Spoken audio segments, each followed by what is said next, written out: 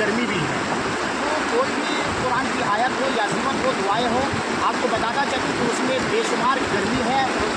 उसकी गर्मी की हरारत को कम करने के लिए हमारे बुजुर्गान सहराओं में, जंगलों में और इस तरह के नहरों और नदियों के किनारे अपना वजीफ़ा करते थे, अमल करते थे, चिल्लाकशी करते थे, रियाजत करते थे, मुजाहिदात करते थे। तो बड़ा सुकून मिलेगा, बड़ा लुत्फ़ मिलेगा। अगर आप भी चाहते हैं कि ज़िक्र में सुकून हासिल हो, अल्लाह की इबादत और रियाजत करने में, तस्बीह व तहलील करने में, ज़िक्र व अज़कार करने में सुकून हासिल हो, मज़ा हासिल हो, लुत्फ़ हासिल हो, तो आप भी कभी कभार वक्तन अपने वक्त को निकाल करके समंदर के साहिल किनारे में या तो फिर नदियों के किनारे या फिर नहरों के किनारे अपना दोनों पैर को पानी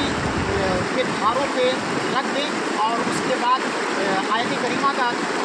की तिलावत करें, यानी